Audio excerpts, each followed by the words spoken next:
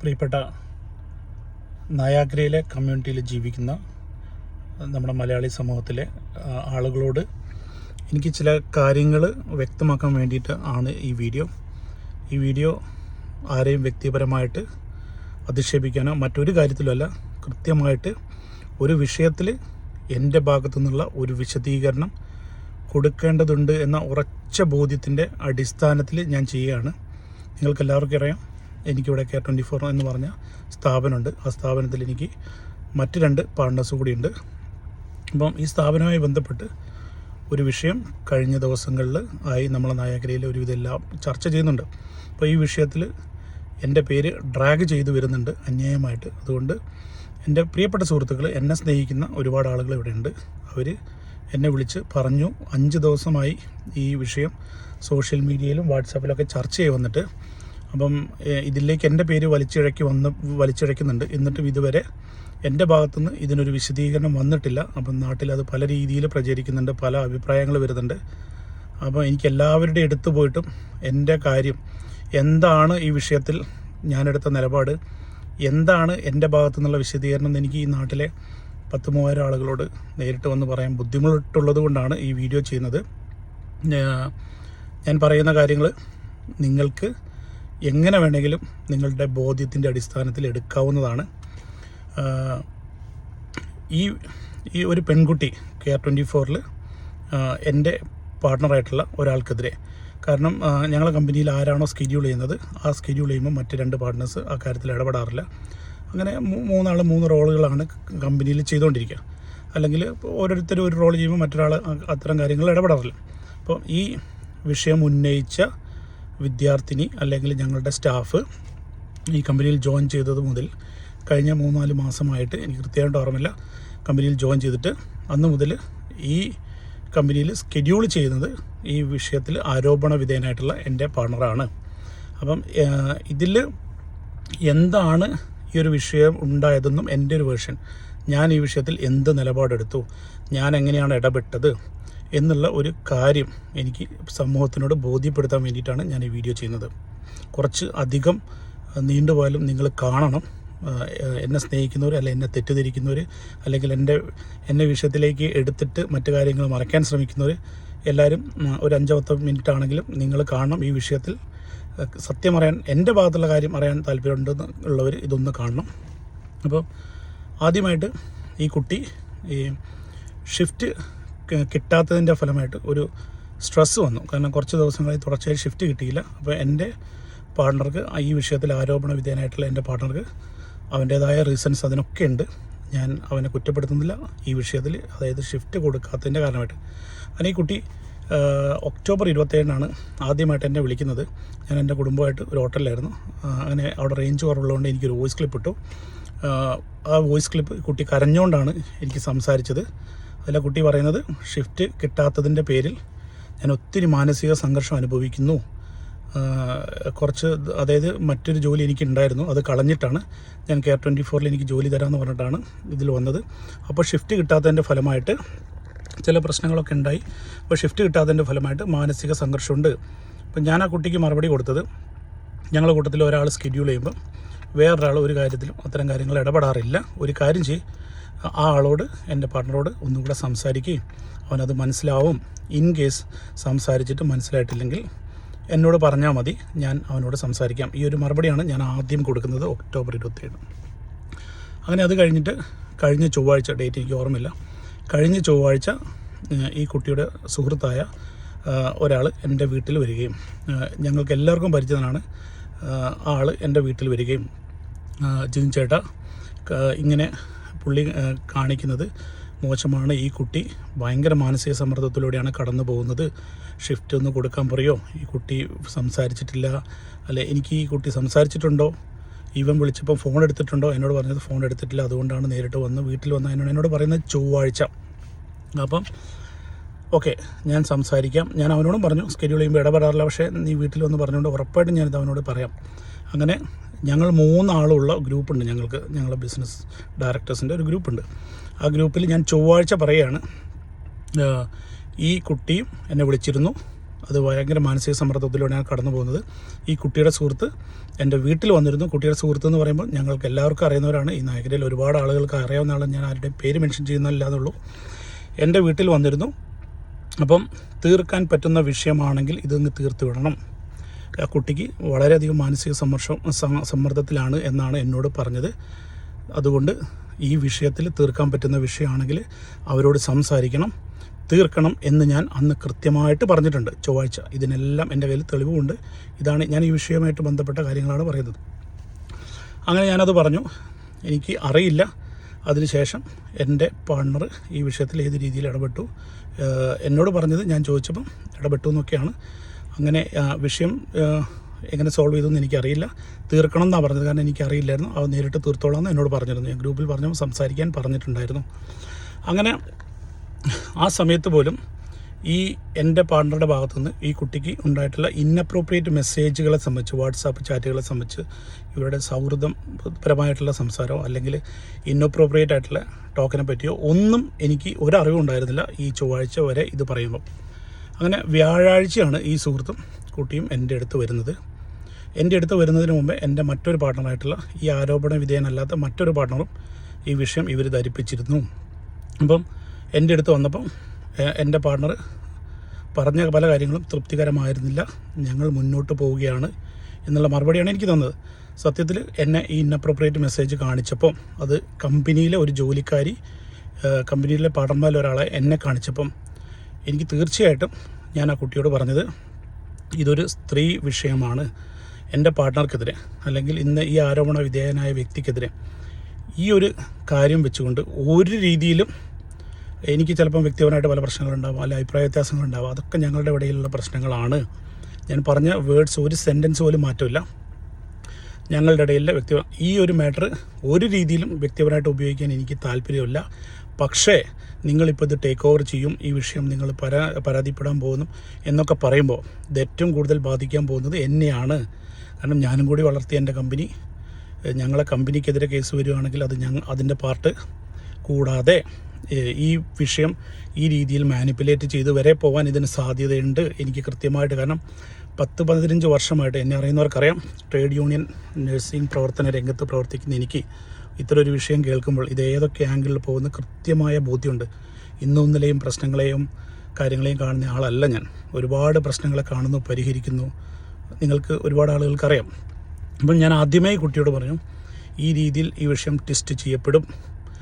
എന്നിരുന്നാലും ഈ വിഷയത്തിൽ നീ എടുക്കുന്ന ഏതൊരു നിലപാടിനൊപ്പവും നിൽക്കും. നിൻ്റെ ഭാഗത്ത് നീതിയുണ്ടെന്ന് തോന്നുന്നു എൻ്റെ ഒരു ജീവനക്കാരി ഈ ഒരു കാര്യം കാണിച്ചപ്പം. അപ്പം കുറേ ആളുകൾ പറയുന്നു കൈ കൂട്ടിയടിച്ചാലേ ഇത്തരം ഒരു ചാറ്റും കാര്യങ്ങളും ഉണ്ടാകുന്നു. അപ്പം എന്തുകൊണ്ട് ഞാൻ അവിടെ ഒരു എൻ്റെ യുക്തിപരമായിട്ടുള്ള നിലപാട് ഈ കുട്ടിയോടൊപ്പമാണ് എന്നെടുക്കുന്നതിനുള്ള കാരണം 2-3 ചാറ്റേ അവിടെ ഉണ്ടായിട്ടുള്ളൂ. അപ്പോൾ 2 കൈയും കൂട്ടിയടിച്ചിട്ടായിരുന്നെങ്കിൽ ഈ ചാറ്റ് ഏത് എക്സ്റ്റെൻറ്റ് വരെ ഇത്തരം ഫ്ലേട്ടിംഗ് ചാറ്റുകൾ പോകുമെന്ന് എൻ്റെ ഒരു ബോധ്യം എനിക്കറിയായിരുന്നു. അപ്പോൾ 2-3 ചാറ്റിൽ അത് ഒതുങ്ങിയിട്ടുണ്ടെങ്കിൽ ഒന്നെങ്കിൽ ഈ പെൺകുട്ടി അത് അവിടെ വെച്ച് സ്റ്റോപ്പ് ചെയ്യിപ്പിച്ചിട്ടുണ്ട്, അല്ലെങ്കിൽ ഈ കുട്ടി ഈ സാധനം ഈ പബ്ലിക്കിലേക്ക്, അതായത് എൻ്റെ അടുത്തേക്കും എനിക്ക് തോന്നുന്നത് പല സുഹൃത്തുക്കളുടെ അടുത്തേക്കും ഇവർക്ക് അറിയുന്ന പല പരിചയക്കാരുടെ അടുത്തേക്കും അങ്ങനെ സ്ട്രെസ്സ് കടന്നു പോകുമ്പോൾ അവർ ഇത് ഷെയർ ചെയ്തിട്ടുണ്ട്. അപ്പം സ്വന്തം ഭാഗത്ത് ഈ സാധനം തെറ്റാണെന്ന് തോന്നിയ ഒരാൾ ഇത് പബ്ലിക്കിലേക്ക് ഷോ ചെയ്യില്ല എന്നുള്ളതാണ് ഞാൻ വിശ്വസിക്കുന്നത്. പിന്നെ ആ ചാറ്റ് അത് അവിടെ വെച്ച് നിന്നിട്ടുണ്ടെങ്കിൽ അത് തീർച്ചയായിട്ടും അവിടെ 2 കൈ കൂട്ടിയടിക്കപ്പെട്ടിട്ടില്ല എന്നുള്ള എൻ്റെ ബോധ്യമാണ് ഞാൻ ഈ വിഷയത്തിൽ ആ കുട്ടിയോടൊപ്പം നിലപാടെടുത്തത്. കൂടാതെ എൻ്റെ കമ്പനിയിലെ ഒരു സ്റ്റാഫാണ് അപ്പോൾ എൻ്റെ ഒരു പാർട്ട്ണർക്കെതിരെ ഇത്ര ആരോപണം എടുത്തത്. അപ്പോൾ എൻ്റെ നിയമപരമായിട്ടുള്ള ഒരു റിപ്ലൈ കൂടിയാണ് ഞാൻ അവിടെ കൊടുത്തിട്ടുള്ളത്. എൻ്റെ നിലപാട് വെരി ക്ലിയറാണ്. ഒരു കാരണവശാലും ഞാൻ ഈ വിഷയത്തിൽ തിരിച്ചു പറയില്ല. അങ്ങനെ ഞങ്ങൾ തമ്മിൽ കുറച്ച് പേഴ്സണൽ അഭിപ്രായ വ്യത്യാസങ്ങളും അത് ക്ലബ്ബ് പരമായിട്ട് പേഴ്സണൽ വ്യത്യാസങ്ങളുണ്ട്. ഞങ്ങൾ 2 ക്രിക്കറ്റ് ക്ലബ്ബുകളുണ്ട്. കഴിഞ്ഞ 1.5-2 വർഷത്തോളമായി ക്ലബ്ബ് അങ്ങോട്ടും ഇങ്ങോട്ടും ഉണ്ട്. കമ്പനിയിൽ ഒരുപാട് അഭിപ്രായ വ്യത്യാസങ്ങൾ എല്ലായിടത്തും ഉണ്ടാവുമെന്ന് ഞാൻ വിശ്വസിക്കുന്നു. 3 ആൾ ഒക്കെ കൂടി ബിസിനസ് ചെയ്യുന്ന സ്ഥലങ്ങളിലൊക്കെ ഉണ്ടാവും. പക്ഷേ എനിക്ക് ഉള്ള ബുദ്ധിമുട്ടുകൾ ഞാൻ അവരോട് ഓപ്പണായിട്ട് സംസാരിക്കാറുണ്ട്. അവർക്കുള്ള ബുദ്ധിമുട്ടുകൾ അവരെന്നോട് സംസാരിക്കാറുണ്ട്. ഞങ്ങൾക്ക് ഇടയിൽ ഒരു പ്രശ്നവുമില്ല എന്ന് ഞാൻ പറയുന്നില്ല. പല അഭിപ്രായ വ്യത്യാസങ്ങളും ഉണ്ടായിട്ടുണ്ട്. പക്ഷേ എൻ്റെ പ്രശ്നങ്ങൾ നിങ്ങളിത് പറഞ്ഞത് എനിക്ക് ഇഷ്ടപ്പെട്ടിട്ടില്ല, അല്ലെ അവർ അങ്ങനെ പറയുന്നത് എനിക്ക് ഇഷ്ടപ്പെട്ടിട്ടില്ല, ഞാൻ പറയുന്നത് അവർക്ക് ഇഷ്ടപ്പെടാതെ അവർ പറയാറുണ്ട് എന്നല്ലാതെ കമ്പനിയെ ബാധിക്കുന്ന തരത്തിൽ ഞങ്ങളുടെ പ്രശ്നങ്ങൾ ഇന്ന് വരെ പോയിട്ടില്ല. കമ്പനിയിൽ ഒരു പ്രശ്നം ഉണ്ടാകുന്ന രീതിയിൽ ഞങ്ങൾ പെരുമാറിയിട്ടില്ല. ഇത് പിന്നെ ഈ പറയുന്ന വ്യക്തിക്കെതിരെ ഒരു കാരണവശാലും ഇത്തരം ഒരു വൈരാഗ്യം കീപ്പ് ചെയ്ത് ഈ ഒരു മാറ്റർ ആ വ്യക്തിക്കെതിരെ ഉപയോഗിക്കാൻ എനിക്ക് യാതൊരു ആവശ്യവുമില്ല. ഞാൻ ഒരിക്കലും അങ്ങനെ ചെയ്യില്ല. ഇത് ഞാൻ പറയുന്നത് വിശ്വസിക്കുന്നവർ വിശ്വസിച്ചാൽ മതി, മനസ്സിലാക്കുന്നവർ മനസ്സിലാക്കണം. ഞാൻ എൻ്റെ വേർഷൻ സമൂഹത്തോട് പറയണം എന്നുള്ളത് കൊണ്ടാണ്. അത്രമാത്രം ഒരു വൈരാഗ്യമോ ദേഷ്യമോ ഒന്നും എനിക്കില്ല. എനിക്കറിയില്ല എന്തുകൊണ്ട് എൻ്റെ പേര് ഡ്രാഗ് ചെയ്യുന്നു. അപ്പം പിന്നെയുള്ളത് 48 മണിക്കൂറാണ് ഈ ഗ്രൂപ്പിൽ ഈ പോസ്റ്റ് വന്നത് വരെയുള്ള 48 മണിക്കൂറിൽ. ഈ 48 മണിക്കൂറിൽ ഇവർക്ക് രണ്ടാൾക്ക് ഈ വിഷയം അറിയാം. എന്തുകൊണ്ട്? അതിനു മുമ്പേ ഞാൻ ഇവരോട് പറഞ്ഞതാണ്, ഈ ഇൻഅപ്രോപ്രിയേറ്റ് മെസ്സേജ് വരുന്നതിന് മുമ്പേ ഉണ്ടായിട്ടുള്ള എൻ്റെ അടുത്ത് വന്ന് പറഞ്ഞപ്പോൾ ഇത് തീർക്കണമെന്ന് ഞാൻ പറഞ്ഞിട്ടുണ്ട്. ഓൾറെഡി ഞാൻ ഇടപെട്ടിട്ടുണ്ട്, തീർക്കണം ഞാൻ അഭിപ്രായം പറഞ്ഞിട്ടുണ്ട്. പിന്നെ ഈ 48 മണിക്കൂർ ഈ ഇൻഅപ്രോപ്രിയേറ്റ് മെസ്സേജ് ഞങ്ങളെ കാണിച്ചതിന് ശേഷമുള്ള 48 മണിക്കൂറിൽ നിങ്ങൾ മനസ്സിലാക്കണം, ഞങ്ങൾ 3 ആളാണ് ഈ പാർട്ട്നേഴ്സ്.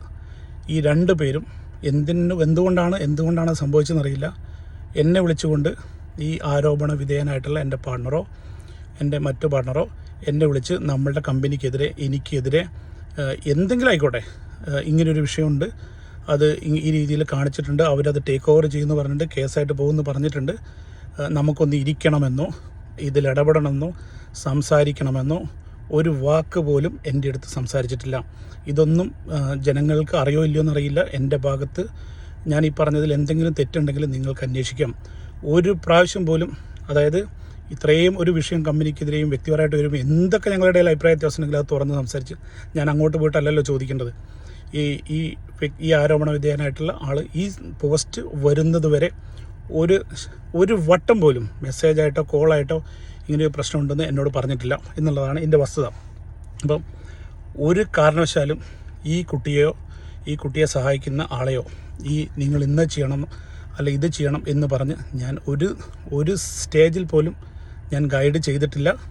ഇത് എൻ്റെ ബോധ്യത്തിൻ്റെ അടിസ്ഥാനത്തിൽ, എൻ്റെ ഉറച്ച ബോധ്യത്തിൻ്റെ അടിസ്ഥാനത്തിൽ ഞാൻ പറയുന്നതാണ്. അതുകൊണ്ട് മറു രീതിയിൽ വരുന്ന എല്ലാ വിധത്തിലുള്ള ചർച്ചകളും എന്നെക്കുറിച്ച് വരുന്ന കാര്യങ്ങളും, അതായത് എൻ്റെ പേഴ്സണൽ ഇൻട്രസ്റ്റിന് വേണ്ടി ഈ കുട്ടിയുടെ മാറ്ററോ ഞാൻ ഉപയോഗിച്ചെന്ന് പറയുന്നത് തികച്ചും വസ്തുതാ വിരുദ്ധമാണ്. എന്നെ അറിയുന്ന, എന്നെ സ്നേഹിക്കുന്ന ആളുകൾ ഞാൻ പറയുന്ന ഇതാണ് ഈ വിഷയത്തിലെ എൻ്റെ സ്റ്റേറ്റ്മെൻറ്റ്. പിന്നെ എനിക്ക് പറയാനുള്ളത്, എനിക്കിതിലുള്ള ഒരു സോഷ്യൽ റെസ്പോൺസിബിലിറ്റി ആയിട്ട് എനിക്ക് പറയാനുള്ളത്, ഒരു പെൺകുട്ടി അവൾക്കുണ്ടായ അനുഭവം, അതായത് ഒരു പെൺകുട്ടി, സ്റ്റുഡൻ്റായ ഒരു കുട്ടി സമൂഹത്തോട് ഒരു സാധനം വിളിച്ചു പറയുമ്പോൾ അത് ഇന്ന് വരെ ആ പരിചയമില്ലാത്ത, അതായത് എനിക്ക് പേഴ്സണലായിട്ട് ഒരു ബന്ധമില്ലാത്തൊരു കുട്ടിക്ക് വേണ്ടി, അല്ലെ ഞങ്ങൾ തമ്മിലൊരു ബന്ധവുമില്ല, ഈ പെൺകുട്ടിയായിട്ട് ഒരു രീതിയിലുള്ള ബന്ധവും എനിക്കില്ല ഈ വിഷയങ്ങൾ വരുന്നത് വരെ. അപ്പം എനിക്ക് വേണ്ടിയിട്ട് സ്വന്തം ജീവിതം റിസ്ക് ചെയ്ത് ഈ കാനഡ പോലുള്ള രാജ്യത്ത് സ്റ്റുഡൻ്റായിട്ടിരിക്കുമ്പോൾ ഞാൻ പറഞ്ഞിട്ടോ അല്ല ആരെങ്കിലും പറഞ്ഞിട്ടോ സ്വന്തം ജീവിതം റിസ്ക് ചെയ്ത് ഇത്രയും ധീരമായിട്ട് ഒരു കാര്യം ഓപ്പൺ അപ്പായി പറയുന്നു, ഇവരുടെ കോൺവെർസേഷൻ ചാറ്റുകൾ പുറത്ത് വിടുന്നു, അത് സ്പീക്ക് ഔട്ട് ചെയ്യുന്നു വിശ്വസിക്കുന്ന ആരെങ്കിലും ഉണ്ടെങ്കിൽ എനിക്ക് നിങ്ങളോട് ഒന്നും പറയാനില്ല. കാരണം ഒരു പെൺകുട്ടി തൻ്റെ ഉറച്ച നിലപാടുമായിട്ട് മുന്നോട്ട് വന്നപ്പം അത് ആരെങ്കിലും പറഞ്ഞു കൊടുത്തിട്ടാണ്, ട്രാപ്പ് ചെയ്തിട്ടാണ്, അവിടെ ട്രാപ്പ് സിദ്ധാന്തവും ഗൂഢാലോചന സിദ്ധാന്തവും ഒക്കെ കൊണ്ടുവന്നിട്ട് ഈ പെൺകുട്ടി മുന്നോട്ട് വെച്ച വിഷയത്തെ വഴി തിരിച്ചു വിടുന്ന ആളുകളോട് എനിക്ക് പറയാനുള്ളത്, നിങ്ങൾ പെൺകുട്ടി പറഞ്ഞ കാര്യത്തിൻ്റെ ഗൗരവം, ഇന്ന് വരെ നയാഗ്രയിൽ 6 or 7 പള്ളികളുണ്ട്, 10ഓളം സംഘടനകളുണ്ട്, രാഷ്ട്രീയ പാർട്ടികളുടെ പേരിലുള്ള സംഘടനകളുണ്ട്, ഒരുപാട് പൊതുസമൂഹത്തിൽ പ്രവർത്തിക്കുന്ന നേതാക്കന്മാരുണ്ട്, സ്ത്രീകൾ അനവധിയുണ്ട്. ഏതെങ്കിലും ഒരാളെങ്കിലും ഈ പെൺകുട്ടി കടന്നു പോകുന്ന മാനസിക വേദനയോ ഓക്കെ, ഈ പെൺകുട്ടി പറഞ്ഞത് ട്രാപ്പാണോ, ഈ കുട്ടി സ്വന്തമായി നിലപാടെടുത്തതാണോ എന്നെങ്കിലും ഏതെങ്കിലും ഒരു സംഘടനയോ ഈ നാട്ടിലെ സമൂഹത്തിലെ എനിക്ക് ഈ ഒരു എന്താ പറയുക, നപുംസകങ്ങളെപ്പോലെ നേതാക്കന്മാരാണെന്നും ഈ സമൂഹത്തിൽ ജീവിക്കുന്നവരാണെന്നും പറയുന്ന ആളുകളോട് ചോദിക്കാനുള്ളത്, ഞാൻ എൻ്റെ കമ്പനി, എൻ്റെ പാർട്ട്നേഴ്സ് ഒരു സൈഡിൽ ഞാനടക്കം നിൽക്കുമ്പോഴും ഈ കുട്ടിയോടൊപ്പമാണ് എന്ന് ഞാൻ പറയുന്നത് എൻ്റെ ബോധ്യങ്ങളാണ്, എൻ്റെ നിലപാടാണ്.